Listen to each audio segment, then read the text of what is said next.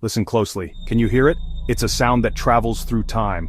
A chilling whisper carried on the cold night air. It's the sound of suffering, pure, raw, human agony. These are the screams of the lost souls, the forgotten ones, trapped where nightmares became reality, a place where hope died. Something much, much darker took its place. Imagine standing in a long, dark hallway. The silence is a physical weight pressing down. From the blackness ahead, a scream tears through the quiet. It's not a sound of this world, an echo of the past, a cry for help never answered. This is the reality for those who step inside America's most haunted asylum. This is more than a ghost story, not just bumps in the night, flickering lights, intelligent entities. Deep in the rolling hills of Chester County, Pennsylvania, lies a sprawling campus of decaying brick buildings. To the unknowing eye, it might look like an abandoned college or an old industrial complex. But this is no ordinary place. This is the Pennhurst State School and Hospital, known to most simply as Pennhurst Asylum. Its name is spoken in hushed tones by locals, a name synonymous with fear abuse, paranormal terror. For decades, this institution was a dumping ground for society's unwanted, a place where the vulnerable were hidden away from the world and subjected to horrors that defy belief. It stands today as a terrifying monument to a dark chapter in American history.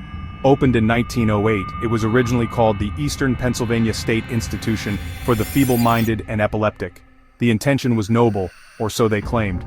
It was meant to be a place of care, a sanctuary for those who couldn't care for themselves, but it quickly devolved into something monstrous, overcrowding. Underfunding, lack of oversight turned this supposed sanctuary into a living hell. From its very inception, the asylum was built on a flawed and cruel ideology. The early 20th century was the era of the eugenics movement, a dark philosophy that advocated for the purification of the human gene pool. Pennhurst was one of its laboratories, designed to house individuals with mental and physical disabilities, designed to segregate them from society, designed to prevent them from reproducing. Patients were labeled imbecile and idiot, stripped of their rights, condemned to a life of imprisonment. This wasn't a hospital, it was a prison disguised as a place of care. The treatments administered within these walls were barbaric: electroshock therapy, often without anesthetic, lobotomies performed with reckless abandon, ice baths, prolonged restraints, solitary confinement in dungeon-like seclusion rooms, understaffed and overwhelmed. Within the grim history of Pennhurst, there are countless stories of individuals who simply vanished or died under the most mysterious of circumstances. These were not just numbers in a file. They were people whose lives ended in terror and confusion, their deaths often swept under the rug by an institution desperate to hide its secrets. One of the most infamous tales is that of a young female patient who was rumored to have been murdered by a staff member. Her body was never officially found, but her spirit is said to roam the upper floors of the Mayflower Building, one of the most active structures on the campus.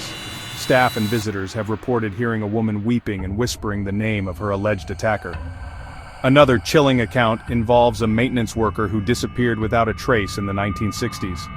He was last seen heading into the labyrinthine network of underground tunnels that connect the buildings on the Pennhurst campus. These tunnels were a dark, forbidden world of their own, often used by aggressive patients and abusive staff to corner the vulnerable. The worker was never seen again. An official search turned up nothing and his disappearance was quietly dismissed. To this day, people who dare to venture into the tunnels report hearing footsteps echoing in the darkness, the scraping sound of tools against the concrete walls, and a disembodied voice that seems to be calling for help. Walking through Pennhurst today is like stepping into a post-apocalyptic world. Humanity has vanished, leaving only the ghosts of its failures behind. The buildings are crumbling windows like vacant eyes staring out over the overgrown landscape. Paint peels from the walls, revealing layers of filth, revealing despair beneath. Floors have buckled. Floors have collapsed, creating treacherous pits that drop into the darkness below. The air is thick with the smell of mold, decay, and something else. Something intangible yet undeniably present. It's the scent of old sadness, a heavy, cloying aroma that sticks in the back of your throat and chills you to the bone. Each room you enter tells a story of neglect. In the children's ward, rusted metal cribs lie overturned. The most compelling evidence we gather at locations like Pennhurst comes directly from the spirits themselves. Through our digital recorder's spirit box sessions, we capture what we call electronic voice phenomena, or EVPs. These are voices from the other side, intelligent responses to our questions that are not heard by the human ear at the time of recording. At Penhurst, the sheer volume and clarity of the EVPs are unlike almost any other place we've investigated. We have captured countless recordings of children crying, women screaming, male voices whispering threats and warnings. They are the direct voices of the damned. During one investigation in the Quaker building, a known hotspot for aggressive activity, we were asking questions in a pitch-black room. Is there anyone here with us? Get out. It wasn't a whisper, it was a guttural command filled with anger. On another occasion, while using the spirit box, a device that rapidly scans radio frequencies, we asked for the name of a spirit present. Lily? This correlated with historical records of a young girl with that name who died in that very ward from neglect. Eyewitness testimonies from other paranormal teams. Among the many spirits and legends that haunt the grounds of Penhurst, one is spoken of with a unique sense of dread. The Shadow Man. This is not just a fleeting glimpse in your peripheral vision. This is a recurring, solid black mass in human form, often over 6 feet tall with no discernible features. A figure of pure darkness, a void in the shape of a man. Seen in multiple buildings across the campus, most frequently in the dark corridors of the Limerick building and the dreaded underground tunnels. Its presence brings an intense feeling of malevolence and fear. The origins are a mystery, fueling countless theories. Some say it's the spirit of a cruel, sadistic guard who tormented patients in the asylum's darkest corners. He was large, intimidating, and allegedly took pleasure in others' suffering. Legend says his soul was too dark to move on, condemned to stalk the halls where he committed atrocities. Now, a being of pure negative energy, he preys on the vulnerable as he did in life. Encounters are terrifyingly physical. People report being shoved, scratched, grabbed by an unseen force. The paranormal activity at Penhurst goes far beyond voices and apparitions. There is a physical, tangible force at work here, an unseen energy that interacts with the living in shocking and violent ways. This is not residual energy, this is intelligent and often malevolent. My crew and I have experienced this firsthand. During an investigation in the Mayflower building, a notoriously active area, a heavy metal door slammed shut with incredible force right in front of us. There was no wind, no draft, no rational explanation. It was a clear demonstration of power, a non-verbal command for us to leave. It was a spirit showing us that we were not welcome. Many visitors and investigators have reported being physically touched, pushed, and even scratched by an unseen entity.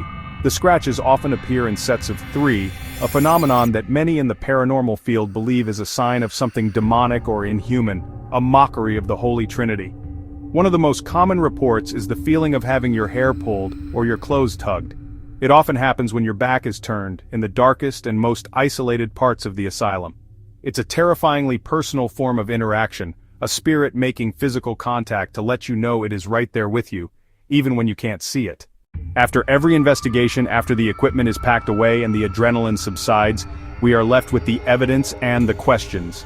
At Penhurst, those questions are more profound and more haunting than at any other location.